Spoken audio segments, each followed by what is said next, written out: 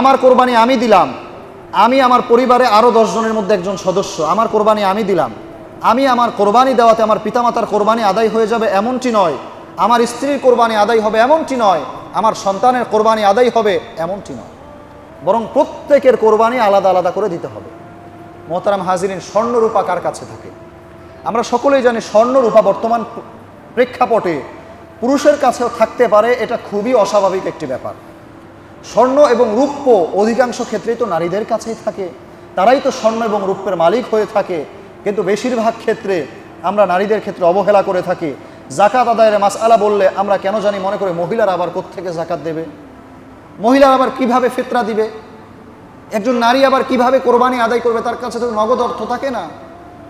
মনে রাখবেন, তার কাছে যদি নগদ অর্থ নাও থাকে, স্রেফ 1 ভরি কিংবা তারও কম যদি তার কাছে স্বর্ণ থাকে, আর যদি রূপা থাকে, মোটামুটি একটা অংশের রূপা যদি তার কাছে থাকে, কিছু নগদ অর্থ প্রত্যেকটা মা বোনের কাছে থাকবে কম বা বেশি। এই 3টা মিলে একজন মা বোনের উপরে যদি দেখেন যে তার কোরবানি হওয়ার মতো সামর্থ্যবান তিনি হয়ে গিয়েছেন, অবশ্যই তাকে কোরবানি দিতে হবে। ঘরের পুরুষ, আপনি কর্তা, 7 নামে আপনি কোরবানি দিচ্ছেন, কিন্তু আপনার স্ত্রী আপনার কন্যার উপরে কোরবানি আবশ্যক হয়ে বসে আছে, আপনি তার নাম দিলেন না, তার কোরবানি আদায় হবে না। যার যার কোরবানি তার উপরই আবশ্যক। আপনার স্ত্রীর উপর যদি কোরবানি আসে, তারটা সেই দিবে, তাকেই দিতে হবে তারটা।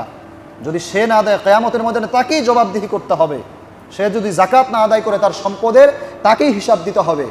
কিন্তু আমাদের বাংলাদেশের প্রেক্ষাপটে আমাদের অধিকাংশ মা বোন কর্মক্ষম নন, অধিকাংশ মা বোন এমন নন যে বাজারে কাজবাজ করেন বা তিনি চাকুরিজীবী সকলের যে স্ত্রী তা নয়। সেক্ষেত্রে আপনার আমার দায়িত্ব, ইহসান হচ্ছে তাদেরকে ভরণ পোষণ দিচ্ছি, আমরা 3 বেলা তাদেরকে খাওয়াচ্ছি, পড়াচ্ছি। এক মার্কেটেই তো ঈদের মধ্যে দেখা যায়, মার্কেট করতে গেলে তাদের পেছনে আমরা 15-20 হাজার খরচ করি। এই 15-20 হাজার খরচ না করে গরুটা যে ক্রয় করলেন আপনি, অথবা তার উপর যে কোরবানি আবশ্যক, এটাকে আদায় করার জন্য একটা ছাগল হলেও কেনেন, সে জিম্মাদারি থেকে বেঁচে যাবে, তার গুনাহ হবে না। এজন্য মা বোনদের ব্যাপারে সর্বোচ্চ সতর্ক থাকি আমরা।